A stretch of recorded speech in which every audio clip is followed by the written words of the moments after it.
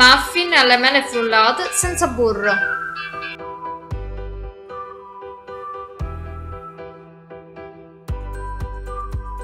Dopo aver sbucciato le mele, le ho tagliate a pezzetti e le ho inserite in una padella con un cucchiaio del peso totale dello zucchero di canna e con del succo di limone. Ho lasciato cuocere per alcuni minuti in modo che quest'ultime si ammorbidissero e le ho inserite nel boccale del frullatore. In alternativa puoi utilizzare anche un mini piper, dopodiché le ho messe da parte a raffreddare.